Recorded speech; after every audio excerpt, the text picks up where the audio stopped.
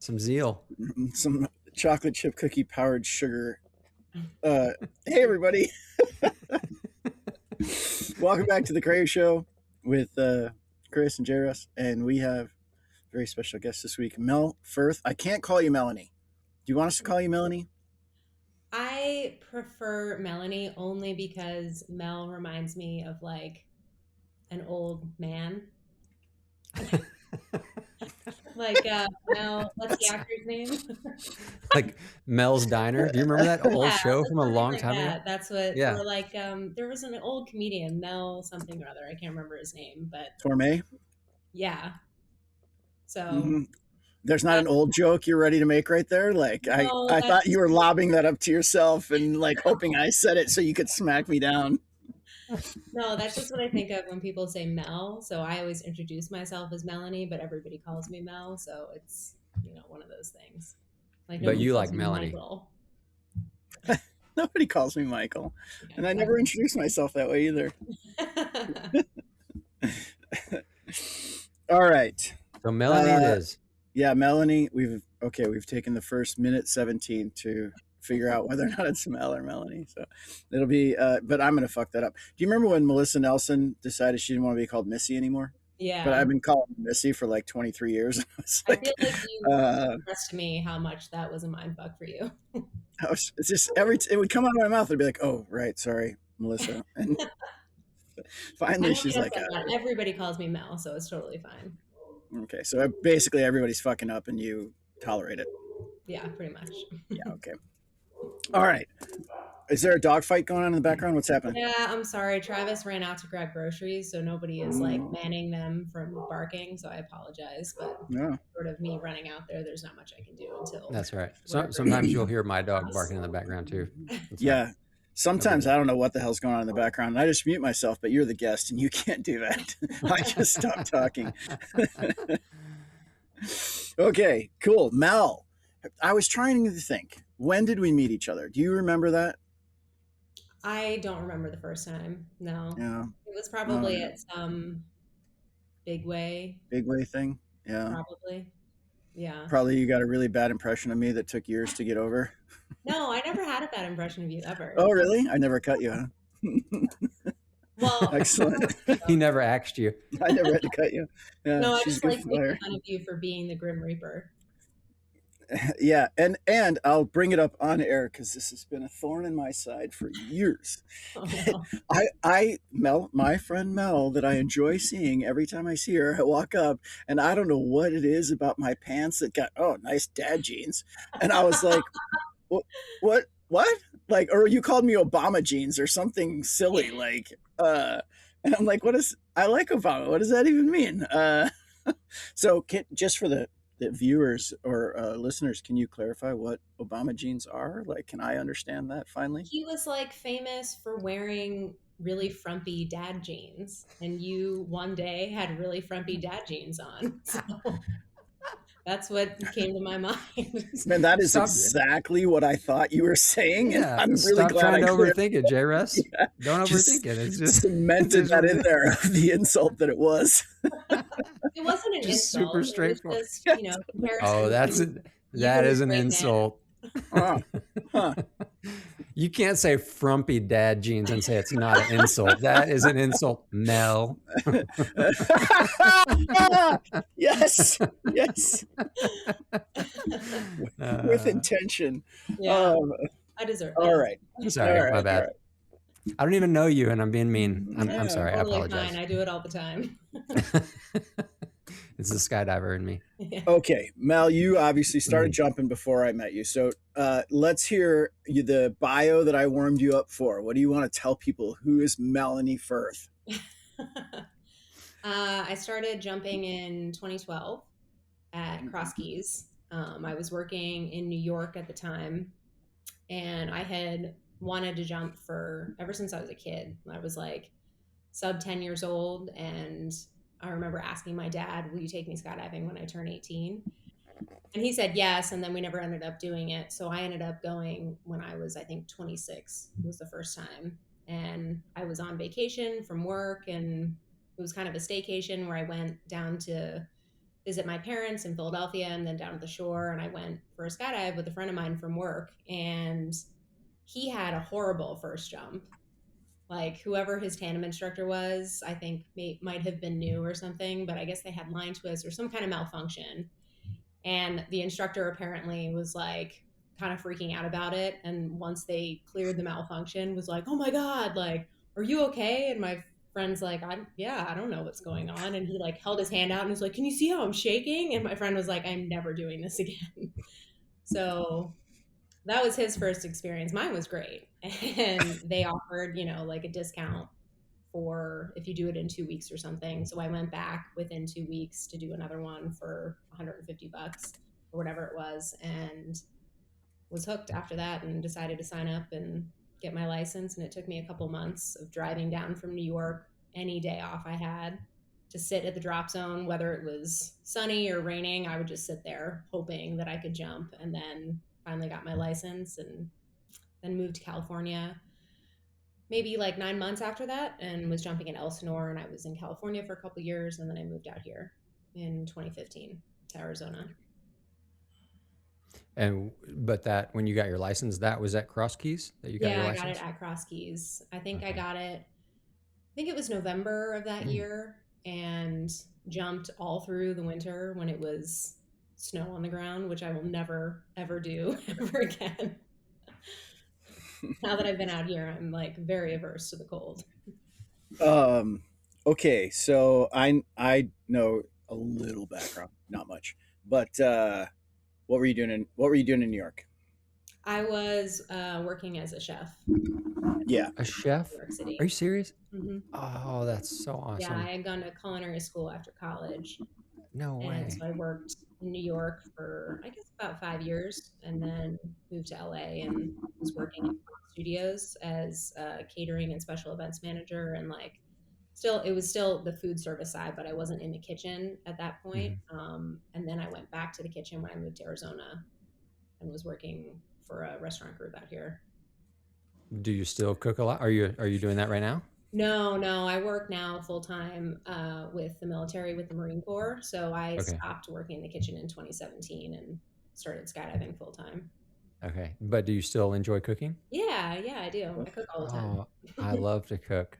I think being a chef would be so fun. Was it fun? um, Fun sometimes. No. it's it's a really hard career to have, and you Okay. basically have to give up holidays and weekends, and you can't do a lot of the normal stuff that people do, like go to weddings or things like that, because they always happen on the weekends and it's hard to take Yeah. off. So it's definitely challenging. Like you Mm. lose a lot of your life outside cooking, kind of similar to skydiving for Yeah. a lot of people. So what I don't want to talk about cooking too much, but I love food and I love to cook. So what do you like to cook now? Like what type of cooking do you enjoy doing now? I like cooking anything, honestly. I just love food, so I like experimenting with different things. So I like pizza and pasta. Italian is really kind of like one of my favorite cuisines, but I also love all kinds of Asian food. So I'll make like hand pulled noodles, and I like making ramen every once in a while because it's a process. But I've made all different kinds of foods. You make ramen noodles. I've made ramen noodles. They're kind of a pain. It's a lot easier to buy them. So I'll make the broth and put the effort in with that, and then Yeah. buy the noodles at an Asian market. Okay. I'll admit I that. was like, wow, that's impressive. I have done Um, it, but yeah, it's a process. yeah, I bet. Yeah. That's cool. I love to cook. So you said pizza. I got to tell you, we lived in Thailand for about 8 years, and while we were over there, we owned a pizza restaurant. We started a Really? pizza restaurant, and we made the dough from scratch. It was hand tossed, Yeah. like wood fired brick oven pizza. We made the sauce from scratch every day, like the best ingredient. Oh, That's I think our pizza was like very, very good, that's very good. awesome. So I'm kind of a pizza snob. We go eat somewhere, I'm like this crust is garbage. Have you been to Pizzeria Bianco in Phoenix? No, I've It, never been to Phoenix at all. oh, well, it was voted for several years in a row like the best pizza in the United States, and Really? it's awesome. Really? Yeah, Okay. really. All right. They have If a couple locations, but it's so good. all right. Oh, I need to take my wife on a trip to Phoenix, and we need to go. Yeah. have. Speaking of pizza, JRuss, do you remember our pizza debacle in Costa Rica? Oh my God. Yes, because it's so painful. I wanted to say I've been on the beneficial end of Mel's cooking several times. And whew, I will finagle my way into that situation whenever I can. It's real nice. Yeah. Uh, yeah, for sure. Oh, hey, I want to hang out with Travis. Can Steph and I come over? And like, It just happens to be dinner happens to be time. at 5:30, and Yeah. I'll, hey, we brought steaks. Um, You guys are welcome anytime. Oh yeah, I'm gonna keep working that angle. So what Melanie's referring to is a boogie in Costa Rica that I helped organize, and we went up. We so they have this nice pizza dinner planned for everybody, and we go out to the restaurant, and it's Costa Rica. It's tropical. I think the seating was outdoors. It's beautiful weather, and I'm at a table with like 11 people. Whatever. They set the table up. I didn't pull tables together. This is just we walk in and sit down. And then everyone else is at a table of like maybe three, maybe four at the most. Now, if you've ever had a bad impression of me at a big way event, what really needed to happen was I needed a sandwich. And I mean, a couple other personality adjustments maybe, but really I needed a sandwich. And I'm super hungry at this restaurant. On my right is Andy Locke. Andy's not great without sandwiches as well. On my left, Johnny Gunn, which makes me and Andy look like a real nice guy when we haven't eaten. Uh, and the three of us, so what they end up doing is they bring a pizza to every table. But on And our then about table, they were bringing it to the opposite end of the table every time. every Oh time, man. and there's 11 of us, and I remember that number because I was counting, and they're bringing the same amount of pizza to our table of 11 that they're bringing to the table with two people or three people. So like we're sitting there, and like I, I remember I remember kind of full on like rearing up the ugliness of like I will pay for a fucking meal right now. I just need to eat. I don't care if this is part of my registration. Make me some food. And Andy and Johnny are totally with it. Like, dude, can you like we got to get some pasta. We got to get some food. We've been here for 3 hours. We're still super hungry. And people are starting to come out. Anna Mox comes walking by. She's like, "Oh my god, that's so good. I couldn't eat another bite." I'm like, just like was so bad. I Uh, distinctly remember at one point we had, because they would pass the pizza down, and so we're all at the end that's getting no pizza. And we had like two slices, and we had cut them up between like six people, and we're like, "Here's your little piece. Here's your little piece." yeah, totally. Starving. Yeah, Dude. Like yeah. your little ration of pizza. Yeah. I thought I was being so clever, sitting with all those people that I really wanted to talk to, and by the end of it, I'm Yeah. nobody wants to talk to me. That's funny. Yeah. Um, okay, so you went to cooking school. You had a formal education in cooking. Yes. Yeah, Yeah. it shows. For anybody out there who can get cooking from Mel, do it. Do you guys think that it's? I was listening to part of what Mel said, and I jumped in the snow in Colorado. I was so jazzed about jumping. I'm riding a 206 up in the winter of Colorado that doesn't climb that fast, so I can put my feet down on snow. And I would go to the DZ every day and just wait for loads. Is that a full time skydiver? Like, is that? Do you know somebody who didn't do that and is now a full time skydiver? I'm not sure. I don't think so. I know there are Yeah, still full-time skydivers that do things like that. Like Frankie is at the drop zone every day. every day. Yeah, yeah. I won't jump in snow anymore. I That's too won't. harsh. Yeah.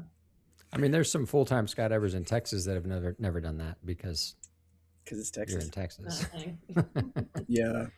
Well, when you guys get snow, the power crashes for 9 days, and you get Yeah, you get an everything shuts down. electric bill of Everybody, $8,000. yeah, we freak out. What's Yeah, happening?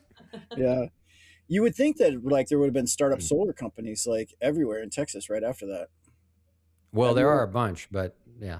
Yeah. I mean, it's more about just having a nice excuse to like not do anything. That is the benefit of a snow day. Yeah, exactly. Yeah. All right, Mel. How did you get started? Like, were you on a belly team? Were you on a free fly team? No, How'd you get going? um, I think big waves were really the first thing that I really wanted to do when I started. That and getting my AFF rating, like the Mm. two big things I always wanted. So I think it was around maybe a little bit after I started. There was the women's record that happened like a 60 something way. And I saw that and I was like, I'm going to be on the next one. And so when I moved to California, all I wanted to do was just work on free flying. And I was never somebody who liked zoo dives. Every jump that I did had to have a purpose where I was getting better, like, or else it was a failure in my eyes. So I always wanted to jump with people that were better than I was. And I went to camps and just kind of tried my hardest to learn how to fly head down, which was really hard for me in the beginning. But then, yeah, working towards being on the women's record was like my big goal for a few years. And then I never like did a ton of teams. I've done a few, but big waves were more my focus in the beginning for sure. Were you getting coaching during that, and was there tunnel time included, or were you mostly just trying to do it in the sky? I was trying to do it in the sky for a while, and I'd had a little bit of tunnel time here and there. But I think I did a really big chunk with Dusty in Utah. I forget when that was. It was a while ago, but I booked like 5 hours and kind of, put a bunch of money into it and was like, I'm going to figure this out, and went there and it helped a lot. And then I did a lot of coaching with Curtis here. And then once I moved here, I was kind of getting into dynamic a little bit. So I was, reveling the fact that I didn't live in New York or LA anymore. So I had a lot more expendable cash. So I was booking like, tunnel every week and flying with Friday a lot, doing dynamic stuff. So it was kind of Cool. the progression of it. So based on that, like your experience and your progression, what what kind of guidance or direction advice would you give newer skydivers in regards to progressing and getting better, learning that type of stuff? I mean, I think the tunnel is just, it's a lot different now than when I started, or, JRuss, when you started. Chris, I don't know when you started, but the tunnel back then, there was only a few, so it was either you went on a tunnel trip and spent the money, or you try to figure it out in the sky, which obviously takes much, much longer. So I think now I would tell people, find a good coach who is experienced, that you mesh with really well, that you take direction from well, and who understands how you learn, and kind of stick with them to have them help you progress and reach the goals that you want. I think for everybody it's different though. Like for me, I'm very goal oriented, so I always have to be working towards something. But some people are more about the journey or whatever, and like just kind of progressing as it comes to them. I'm very impatient, so That's really good. I hadn't given too much thought to that, but just about different people's personalities and goals, like because I just kind of maybe because I think I'm a little bit similar to what you're saying you are. Um, want to be working towards something, and I mean I've been on some zoo dives, but not like I don't like them. I yeah, don't want it. It feels like what was the point? It's kind yeah, of like we're just lucky that we didn't get hurt. yeah. Also, it's a lot And of so money to jump, so yeah, so but I actually haven't thought too much about what you just said. Well, it depends on what people's goals are and their personality. Like some people, I guess some people don't. Their priority is not getting really good at everything. yeah, You know, and so and that's okay, right? That's okay. totally. I mean, I think it's great when people love jumping just Yeah, for the fact that they're jumping out of an airplane, and that's awesome. Um, yeah, for me, I just have to have something to focus on. yeah. And I do love jumping just because it's jumping, but I also, yeah, that's weird. I'm gonna be thinking about that for a few days. That's a good thing to think about. JRS, I, why were you laughing at me? well, I wrote down that I'm going to make a T-shirt that says "Good luck on your journey" or whatever. Or whatever. That's, that was great. Yeah, I really appreciate Namaste, motherfucker.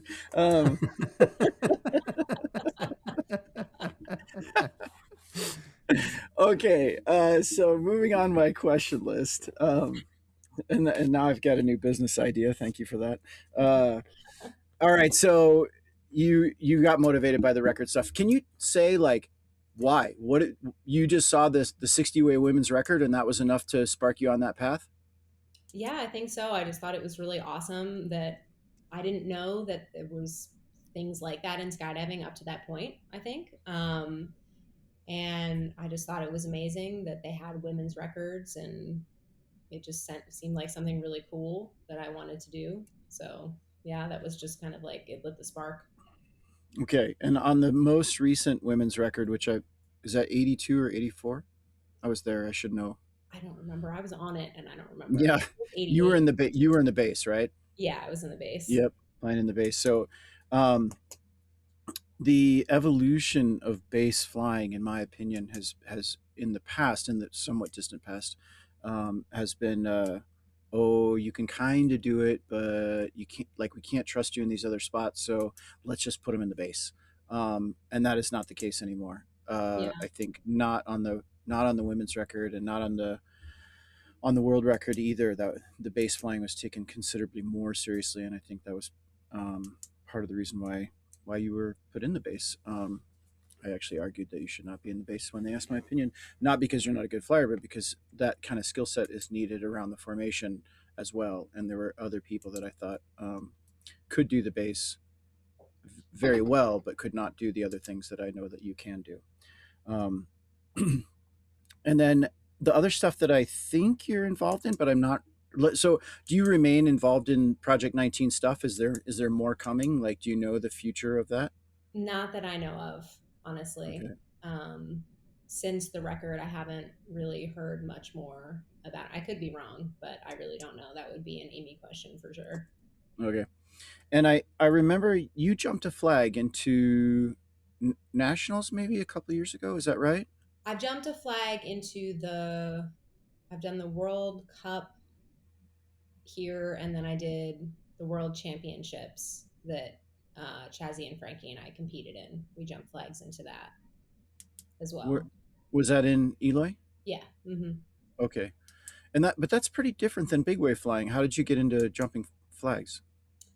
Amy asked me, uh, I don't know, several years ago if I would be interested because I think they were starting the WSN, which then became Highlight, Mm, and you needed to jump. I think they only had like limited rigs for certain flags, and the flags that we were going to be jumping were 600 square foot flags, and they needed tandem instructors. So Carly Locke and Chazzy and I all jumped tandem rigs with those big flags. And so it was kind of like, do you want to do it? And I said yes. And so we did a few practice days and then we did it. And then it turned into, I did it a couple more times after that and did like, we did some flag jump for like a firefighter from Eloy's Memorial. mm. Chazzy and I did that. And then I did another, I think it was the World Cup. It was some world event for canopy piloting. I did another demo for that with a flag, and then I did the World Championships in 2022 with a flag. Maybe that must be what I'm remembering. Yeah. Uh, Can, can you just tell a little bit? Because I don't know, and I'm assuming maybe some of our listeners don't know, why do you need a tandem rig for that flag? What are the things that you need to consider? What are the safety? Like, just tell us more about that. Like, I don't know. I don't know anything about jumping a flag. So tell me what what is there to consider? What goes into that? Yeah, I mean, you don't necessarily need a tandem rig. I think in that situation, we used tandem rigs because we didn't have other ones, but Highlight, as they got going more, started constructing things that you could wear a smaller rig with like a normal canopy rather than a tandem canopy. But basically, you put the flag inside of a flag bag and you connect it to your rig however you figure out that it's going to work. And it is rolled up in that rig with a weight on it so that once you get out and you get to whatever your opening altitude is, you open the bag and the flag will fall beneath you, weighted down by this weight on the leading edge, and then it trails underneath you, essentially. But there's a lot of different ways that you can rig up flags, and I'm certainly not like the most experienced with it. I've done it, a few times, but that's how I've seen it done. And you can do smaller ones or bigger ones, and there's certainly bigger flags than the ones I've jumped. It's attached to the rig, to the container? It's attached to the flag bag, which is then attached to the rig, and it's got a cutaway system in it in case you need to cut Okay. the flag away from the bag. Okay. So it's attached Okay. to the actual bag that it's held in before you open Yeah. it up. But that bag is attached to the rig somehow. Yeah. Not to you. So It's not like attached to you. no, so we did it with like the same clips that you use for a tandem rig on the upper attachments, and then it had Hmm. like little lower attachments that you could put around the main lift web. Um, and then it was attached through that, and then the cutaway system was in the bag itself. So then you could cut the flag away and you would still have the bag attached to you. Gotcha. Cool. But like I said, there's a ton of different ways to rig flags. Mm. That's just the way that I've seen the most. And for that 600 square foot flag, do you remember how much the weight weighed? Do you remember? I think it was like 40 pounds, maybe. Oh, wow. Oh, okay. So pretty significant weight. Yeah, I mean, like not huge, but Yeah. definitely heavy. Yeah. 40 pounds. That's a lot. Cool. Sorry, I just want to differentiate. The flag itself weighed 40 pounds, or the ball you put to weight it down was 40 pounds? The weight that we used on it was like, I think about 40 pounds Wow. plus whatever the flag weighs. There are stories out there of people dropping that weight, which is an additional thing about jumping a flag. Have you ever had to chop a flag, Mel? I have not. No, no. Because But yeah, I mean, it's why it's really important before you open the bag that you clear your airspace below you so that you're over not obstacles or people or anything like that.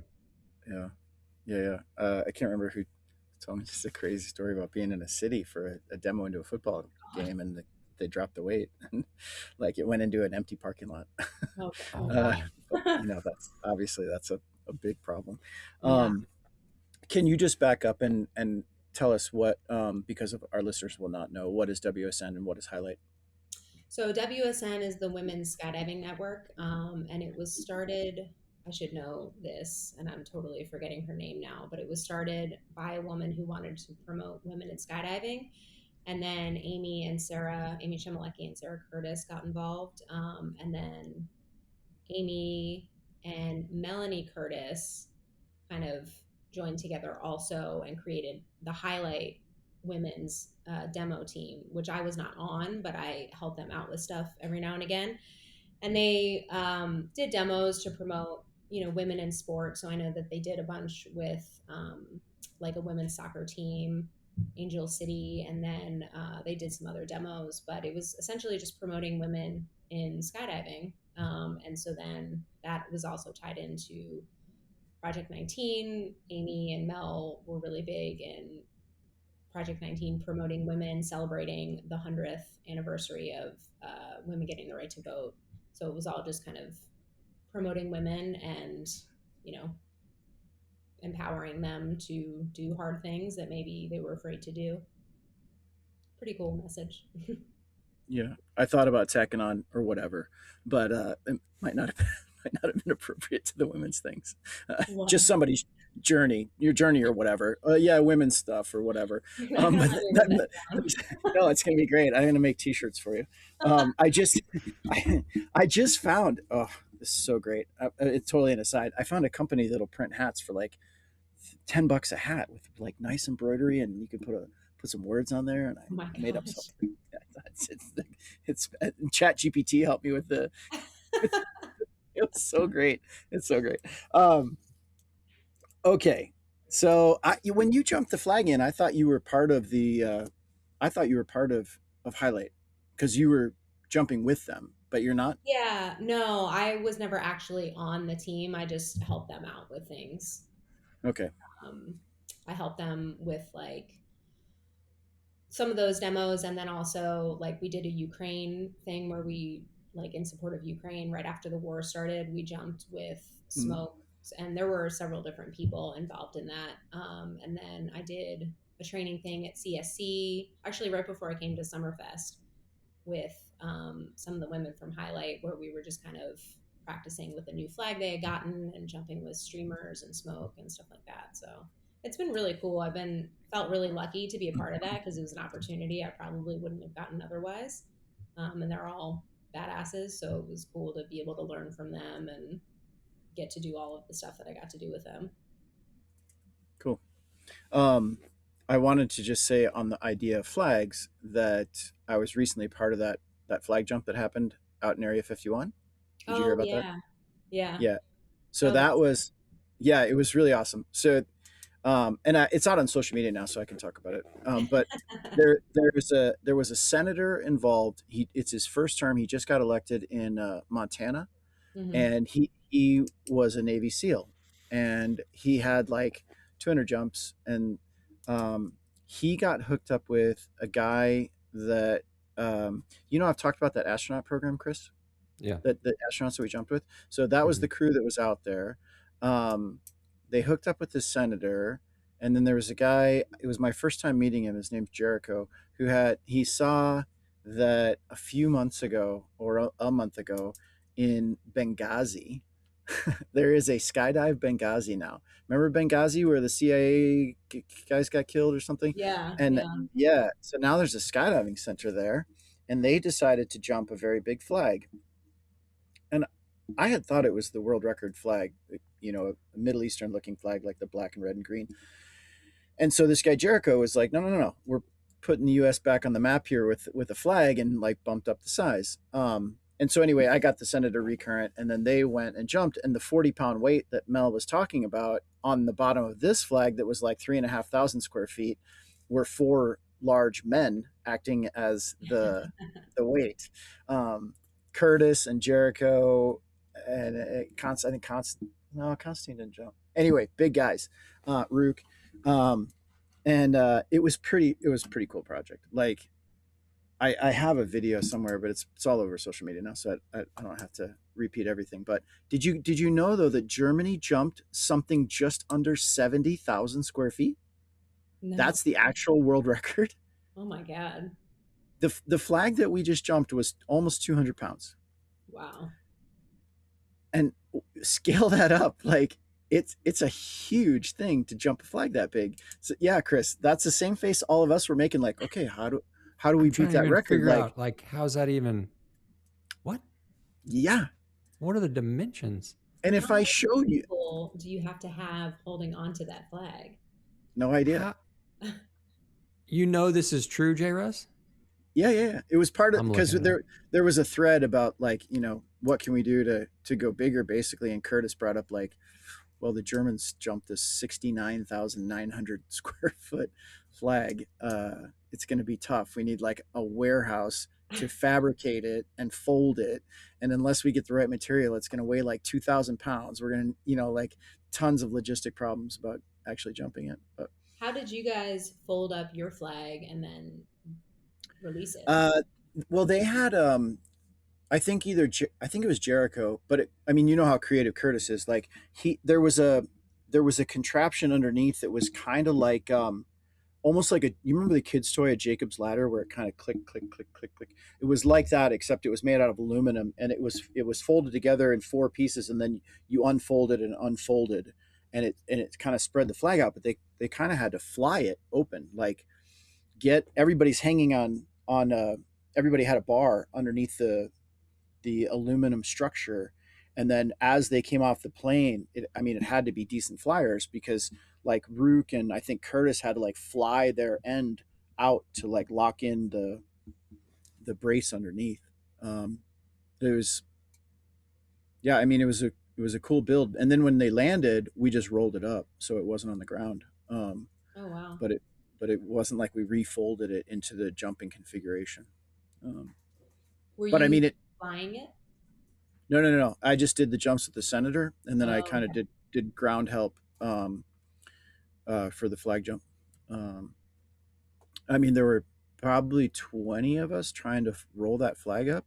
It was it was big, and just the idea of a 70,000 square foot flag is crazy. That's Yeah, I mean I found it right here. It was the Cypress demo team. It says it was 69,084 feet. So Okay, almost 70,000 feet. Square feet. yeah, it's a My big one. gosh. that's insane. Yeah, and then, like, the conversation that we had kind of dips into, like, okay, what do we make it out of? Because F-111 is going to weigh this much, and Curtis, he's got some lightweight fabric. He's like, we can do it. Yeah, I'd love to have him on the podcast, but he'll never do it. That would be cool. Yeah, he's such a character. Um, okay, how many total records do you have for skydiving? I'm gonna have to think about it. um,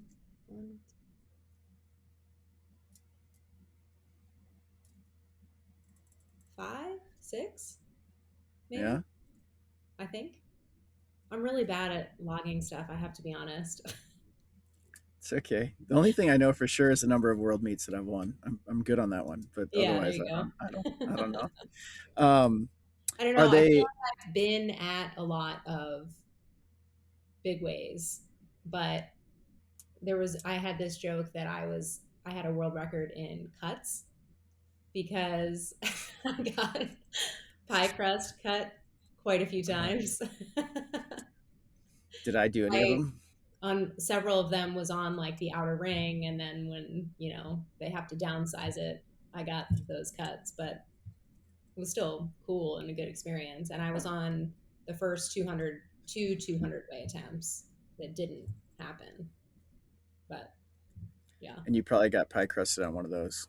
I did on one of those.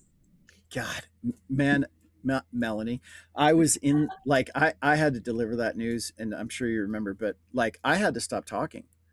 Like when I got to the point where I'm like that's it, I got to get off the stage. I was busting out in tears that all of you guys were getting cut.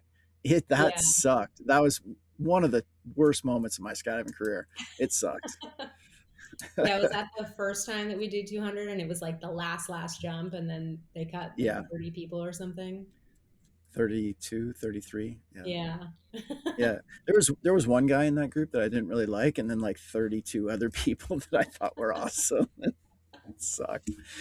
What a bummer. Yeah. Okay, 5 or 6 records, but some of them, like, were you on the 164?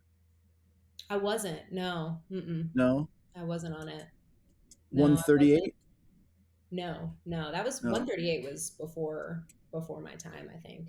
Yeah, I didn't start big ways until the women's record in 2016. That was the first one I did. Oh, okay. So 2018, 200 ways would have been. So 2015 was 164. Yeah. So that was a Yeah. year Okay. before I started like feeling confident enough to go to big ways. Okay.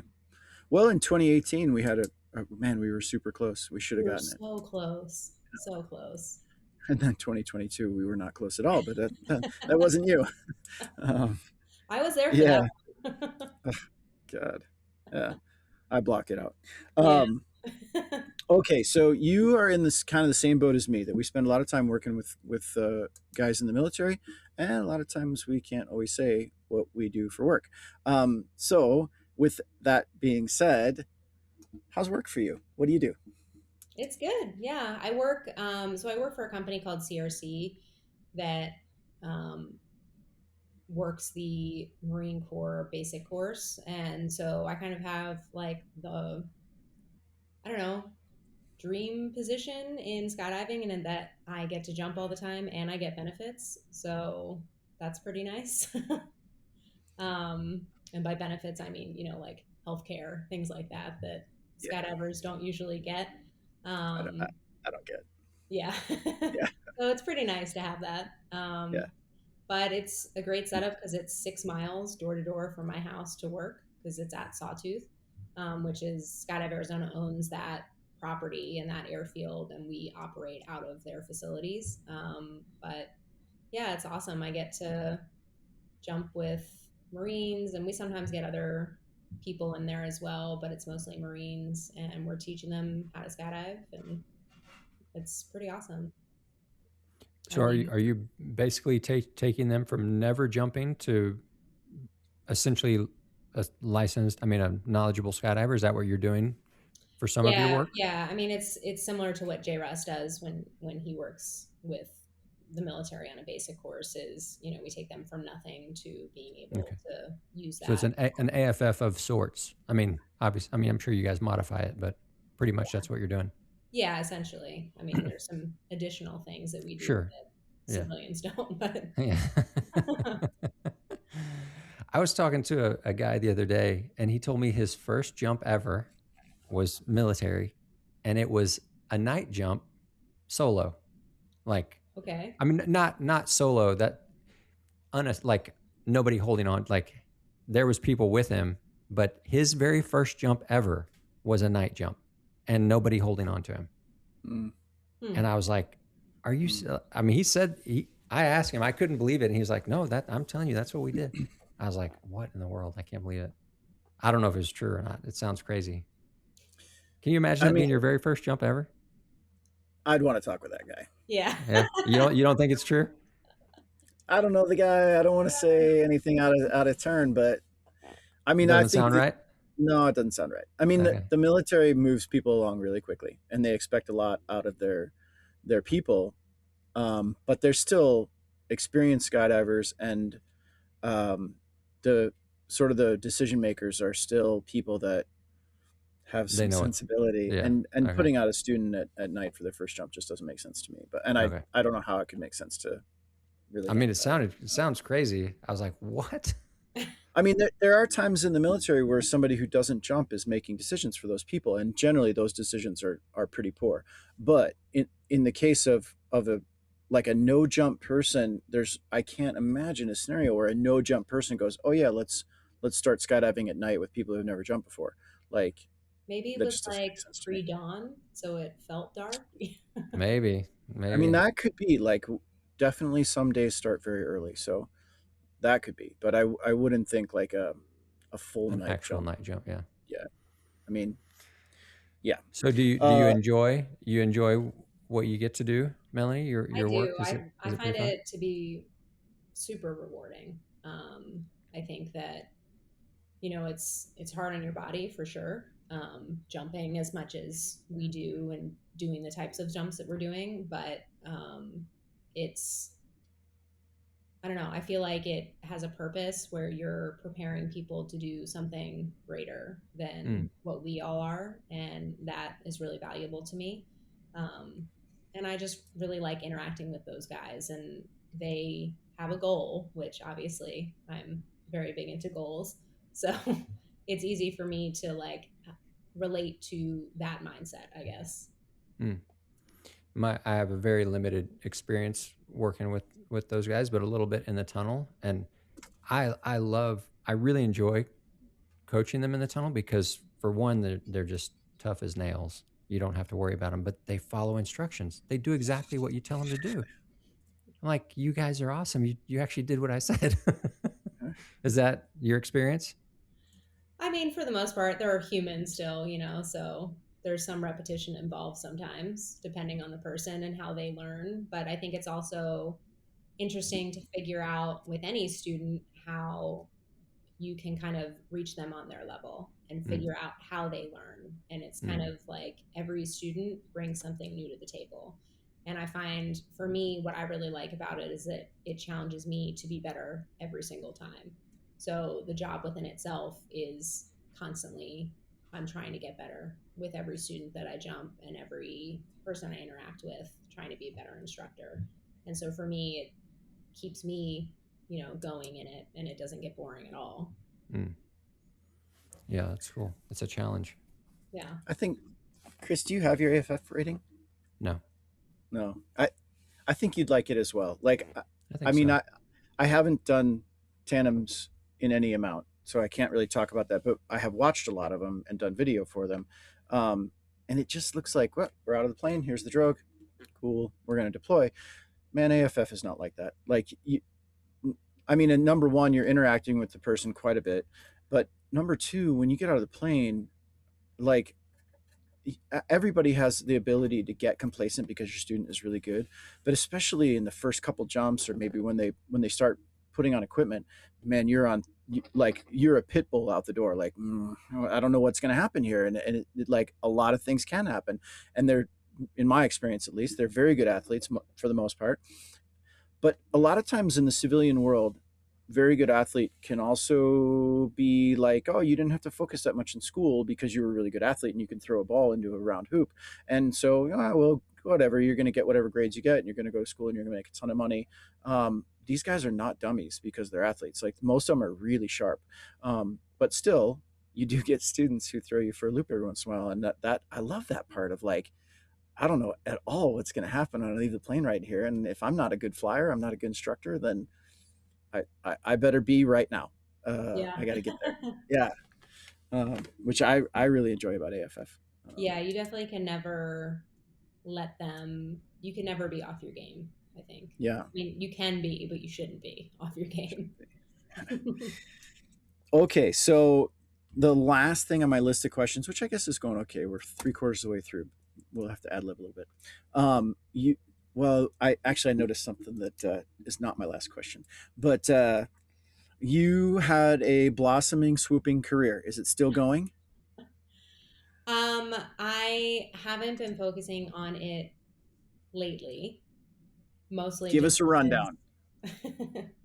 So I actually had always wanted to do it. And I don't know if this is like a woman thing necessarily, not all women for sure, but I think we tend to be much more conservative, generally speaking, with canopy progression. And so I was always very timid. Um, in my canopy progression and then just kind of learning it. But it was always something I wanted to do. And then finally, um, my friend Stevie had always offered to help me. And so I finally was like, you know what, will you help me? Like, I would really like to pursue this because at that point I kind of decided I didn't really want to do big ways anymore. It was just a huge financial investment that I didn't really want to make anymore. And so I started working with him and just kind of like figuring out 270s and dabbled in 450s a little bit. And then decided that I wanted to go to nationals. And so that kind of became my goal. And I trained really hard for it. Went to nationals and had done like a couple of FLCPA meets in between. And like, I don't know, we Uh, had, uh, oh, sorry. what's a because our listeners won't know what Oh, sorry. FLCPA is. That's okay. The Florida, what does it stand for? FL, Florida. Canopy Piloting Association. Yeah, there you go. Thanks. That's um, Kurt and Jeannie, right? yeah, Curtin Genie. So I went to one at Cross Keys actually, which was the first time I had been back since I left the East Coast, which was cool. Did one there, and it was bad weather or whatever. And then they had another one right before nationals in Paraclete, and so I did that one. Didn't do awesome during the FLCPA before nationals. I think I can't remember if we even got all the jumps in. I don't remember, but at nationals, the first day we did speed was the first discipline we did. So canopy piloting is divided into three disciplines. You have speed, zonac, and distance. And depending on what category you're competing in, whether it's intermediate, advanced, or open, there's different like parameters you have to hit in terms of the performance that you're doing. So for intermediate, it's I think 10-foot gates, so you have to be flying below those in speed and distance. And for advanced, it was basically the same as the open or pro class, except you don't have to drag water before you hit the first distance gate, and then you have to stay under the 5-foot gate as you exit, and then it says how far can you go. So the first day was speed, and it went really, really well. I got second in speed, um, which was really cool because I had trained for that one the least. And so I kind of had no expectations, but I had like the most fun that day that I've ever had in skydiving. And then we went into the first round of distance at the end of the day, and I misjudged the water and I had an accident and broke my ankle essentially. Hmm. So that kind of put me out for a while.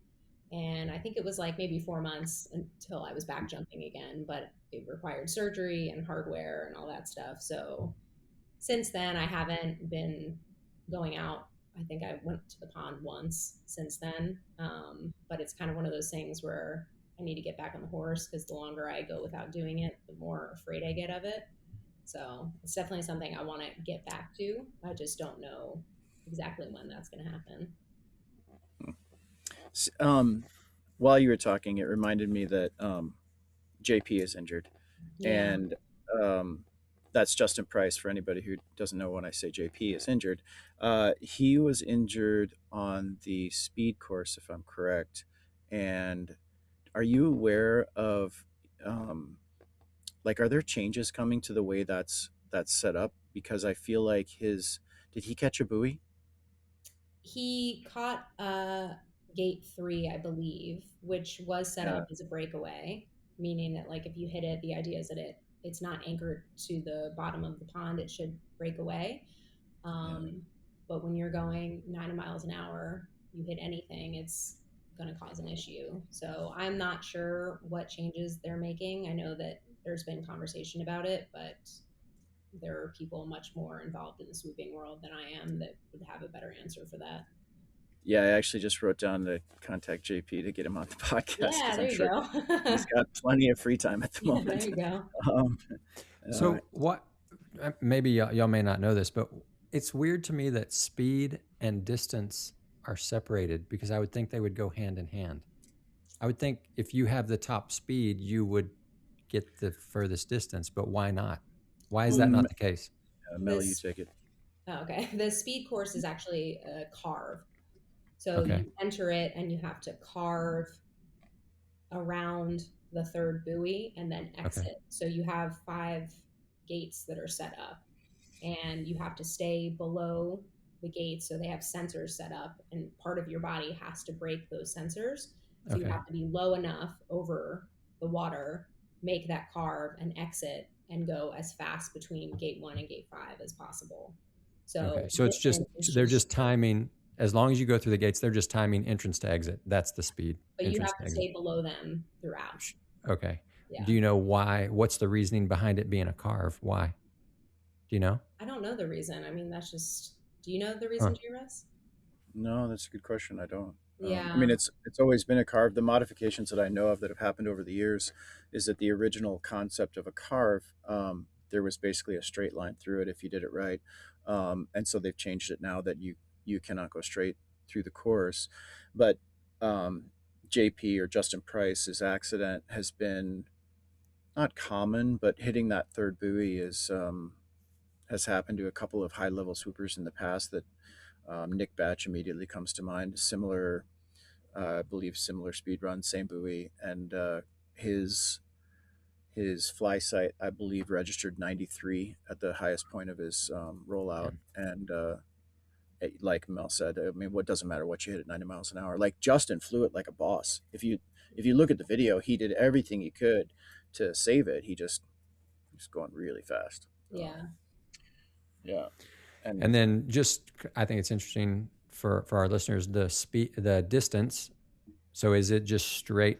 Explain it real quick, just like you explained the speed. Can you explain the distance? So distance, you are going straight through, and there's the first gate for advanced and pro. They're both 5 foot gates, but for advanced, you don't have to drag water before you enter gate one, whereas in pro you do. So you have to touch the water before you enter the gate, and then stay below the exit gate, and then go as far as you can. In advanced, you just have to stay below both of them, and then go as far as you can. Okay. And when you Mel, say can, 5 foot gate, you're talking about the height of the gate, right? Yeah, so Not it's like a the width. buoy that Yeah. sits on top of the water and it's anchored down below the water.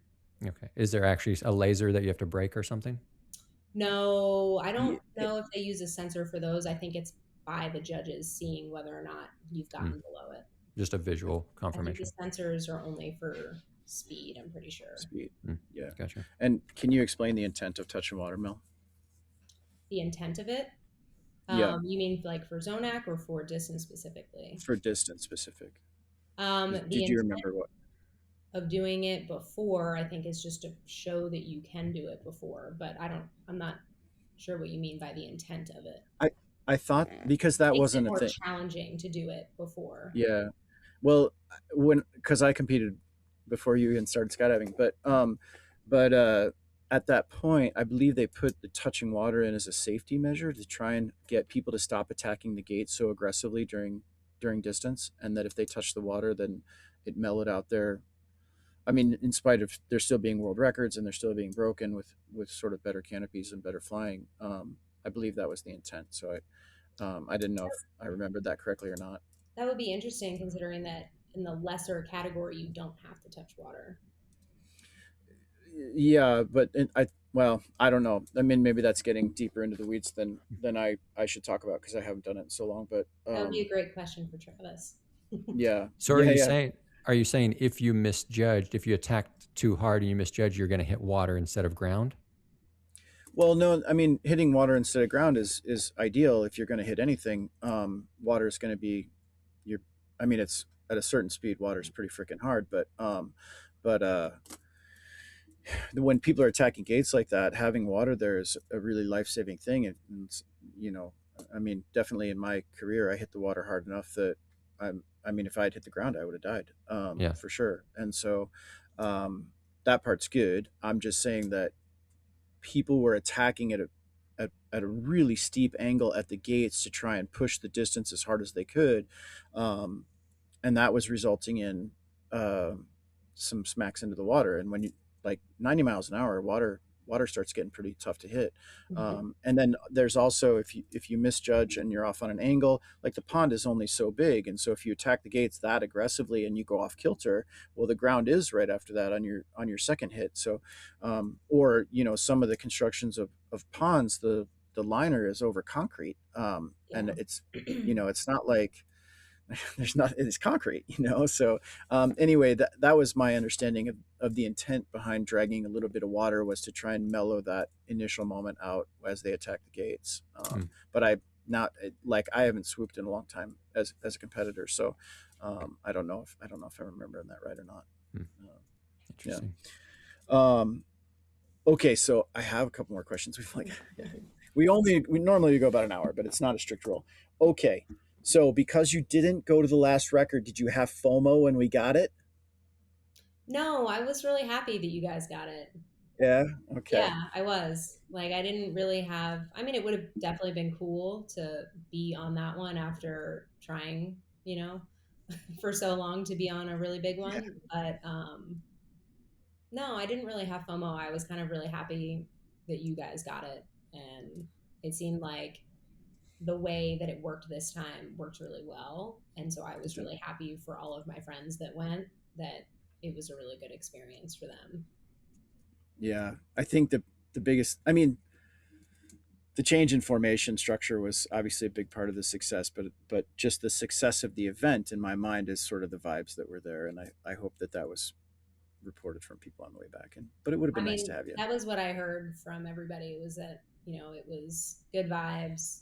The new formation works really well. So that was what I heard. Cool. Yeah. And okay, so I changed. Yep, I asked that. What do you got on your left hand?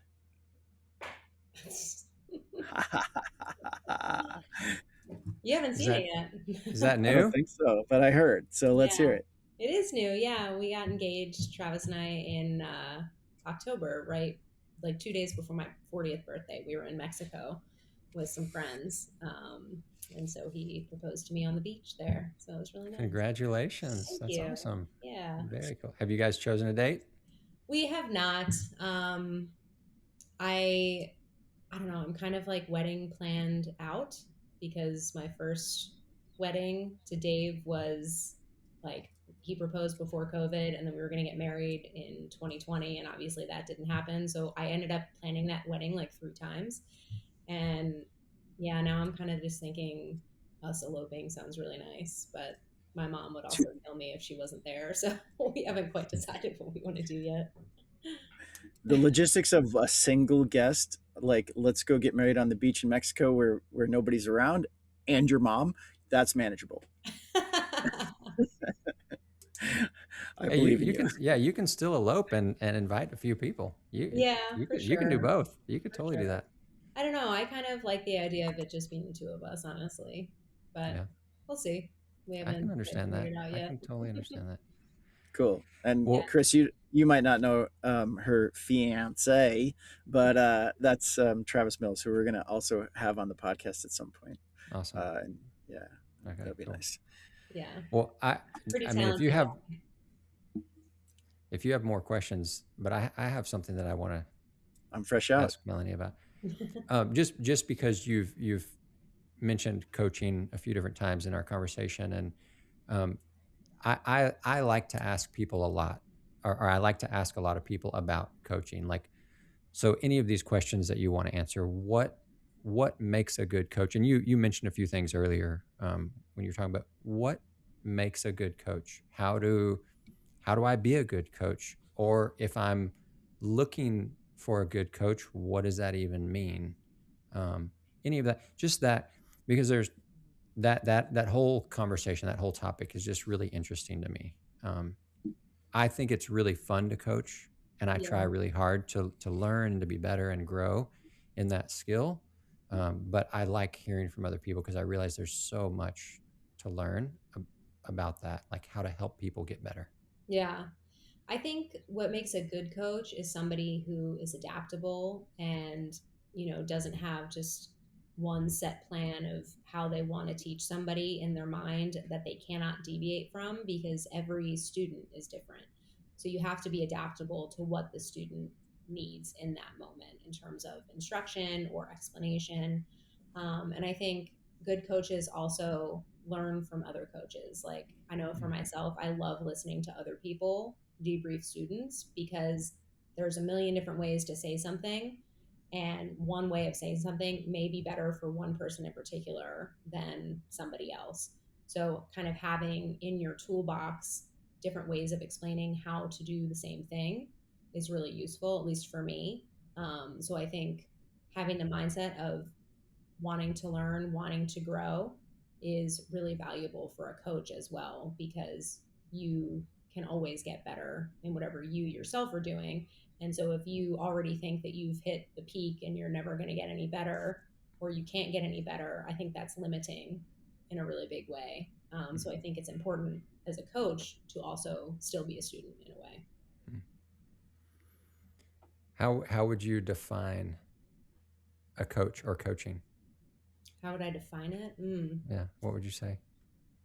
I think it's using your personal knowledge to help somebody achieve their goals, Mm, maybe.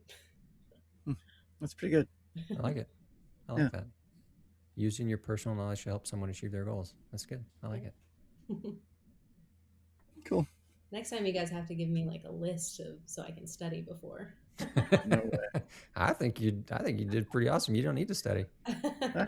You got it. Organic. It's organic. Yeah. You got the only thing that anybody ever gets. We're gonna ask you a question about your bio. Oh, okay. That's it. That's the only thing we ever. Okay, one more. Who are when I say, if I say really, really good coach, who are the people in your skydiving career that come to mind? Like people who have really been good coaches to you, that have helped you progress and get better. I mean, there's been a lot for sure. Give us like the top two or three, and if you have an example of something that they did, that'd be cool. Top two or three.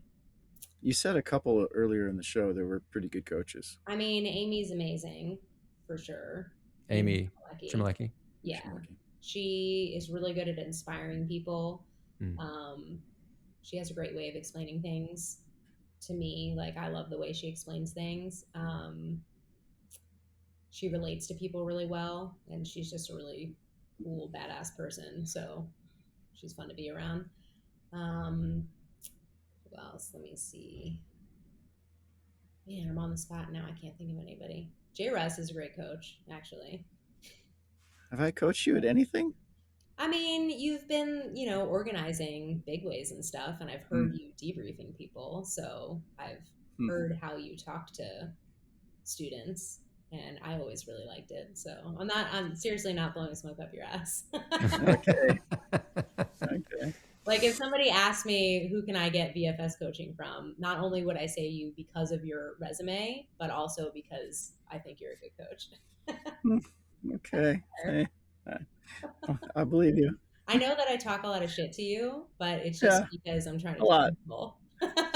Yeah, there you go. And because we're friends. That's how I show I love you. Perfect. So you said Curtis and Dusty earlier in the show, and both of those guys, in my opinion, are good coaches. Oh yeah, for sure. I mean, Curtis, you know, he can be a little gruff, but he's also a big teddy bear. And I learned a ton from him, and I loved getting coaching from him. It was always really fun because he would kind of laugh at me, but then I would always get better. And So Desi was really fun too. outside of your work with the military, do you do coaching? Yeah, so I don't like I'm really bad at self-promotion, so I'm not one of those people that's like, "Hey, come to me for coaching." I mean, I will do it if people ask me and I love to Yeah. do it. I just don't really put myself out there in that way. But I also just joined Flight One, so I started Oh, doing nice. that That's as right. well. Yeah. So I had my first course with them, or through them, I guess I should say, in November, and I've got courses scheduled for next year as well in Arizona.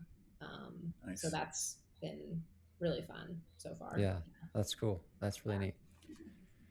Awesome. And Melanie, when you do that, you like what kind of Flight One courses are you working? You're going out like at Skydive Arizona? You're going out to the pond. You're showing people No, I'm not doing that. So I'm doing Flight 101 and 102 for them right now. 101, So 102. which Okay. is like their beginner courses. And I say beginner because it's typically attracting people with lower jump numbers, but the curriculum is great for anybody who wants kind of a refresher in canopy flight and Mm, canopy control. And my first course, I had two people that had thousands of jumps mm. and were either wanting to get recurrent or had just come back to the sport or had been in the sport for a while but were struggling with landings. And it was still super useful for them, and I feel they learned things that they didn't even know before, even though they had many years in the sport. So I That's think cool. they're, even as I've like read through the curriculum, I'm like, oh man, that's a great thing to know, and like I wish I had known that before or something, so I think the classes are just really great, and it's a lot of fun too. I was just texting Yeah. with Bobo today. Oh, cool. Yeah. Nice. Nice. Yeah. Nice.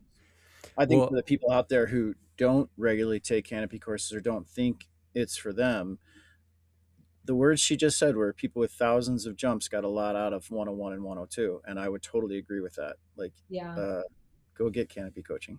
Yeah, I mean, I didn't for a long time, and I wish so much that I had, but I don't know what rock I was living under when I started skydiving, but I didn't even know about Flight One, and it was very much a thing. So, Yeah. yeah, I wish I had taken one of those courses when I was starting out because it just would have helped so much with my confidence, if nothing else. mm. Well, one of the reasons I was asking you about the coaching is Crave. So the Crave, this business, and what I've kind of developed over the past few years, where I just launched a few new services where we're offering coaching. I'm trying to build a directory of really good quality coaches. Yeah. Um, and then skydivers, what they can do is they can get on the Crave website and they can choose a coach, and then they can actually upload a video to that coach, and that coach has the ability to then go in and watch the video and leave comments, either text, audio, or video comments, time stamped to the student's video, and Hmm. then send it back to them. And then they can also, there's an option where they can have a one-on-one, like a video chat with them. So um, I would love to talk to you more about that if that's something that you would be interested in being a part of and being a coach Yeah. with Crave. My goal is to provide people, because there's people all over the world, and I've had people reach out to me.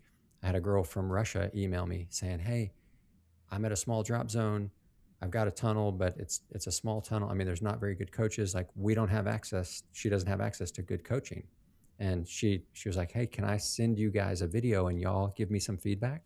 And I was already developing this platform, and so she has been one of our beta testers, and I'm really excited about it because it means that I can get people like you or JRuss or Steph, and I can help skydivers on the other side of the world get coaching and feedback and instruction from people like JRuss, Yeah. and I just think it's so great. If I was living in a place where I couldn't get good coaching, because I know how the effect that good coaches have had on me, how much they've helped me improve.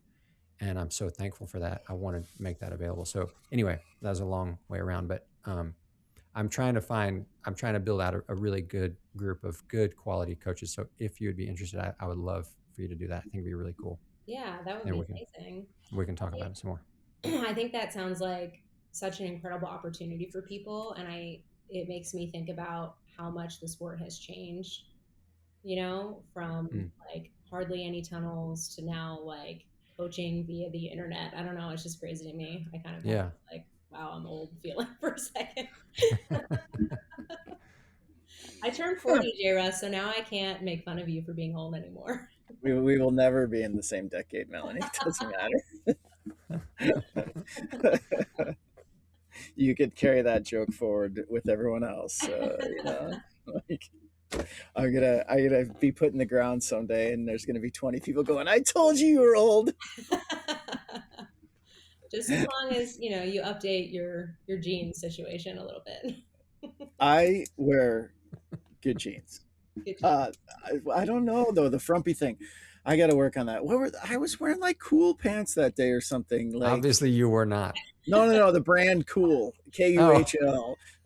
They were totally not KUHL pants. They were just like regular old jeans. That's funny. You know how you get it's like the cycle of abuse. Now I see Mel and I'm like, fuck, what am I wearing?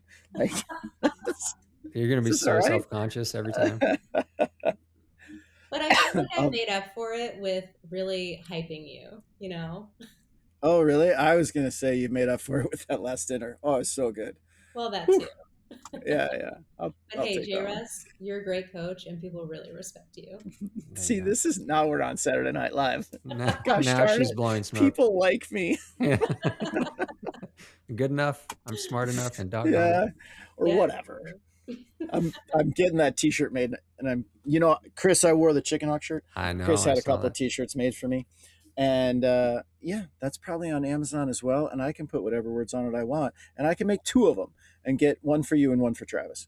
Okay. Good luck on your journey or whatever. Or whatever. I didn't say good luck on your journey. I said I know. it's about the Listen, journey. don't let the truth stand in the way of a good story. I'm going to print the t-shirts I want. Okay. I'll Who wear cares that it was recorded and everybody can tell that I'm not telling the truth? Okay. Chris, what are you doing? You good? I'm good. Yeah. All right. So you have now spent an hour and 12 minutes learning a little bit more about Melanie Firth and her career in skydiving. And we thank you for joining us this week. And Chris always wants to tell you that you've wasted an hour. And I always want to say that you have spent a very good hour listening to the life and times of one of your fellow skydivers' illustrious career. And we will look more. I am looking forward, as I'm sure our viewers are, to more swoop comps and see if you pick that mantle back up and go back after it. And if you do, I'll be watching your scores. Oh, thanks. Yeah. And like always, Mel, thanks very much for joining us, and really appreciate having you on. And, yeah, thank you guys. This is really fun. Yeah. And for all the viewers, thanks again for joining us for another week. And get out there, jump with your friends, have a good time, enjoy the moment. And yeah. And the motto for Crave is do more, be better. Do more, be better. Yeah. Right. Keep trying to do that. Yeah. Cool. All right. Thanks, you guys. Thank you, Melanie. Thanks, that was everybody. really fun. Thanks. Cool. Bye, you guys. See you guys.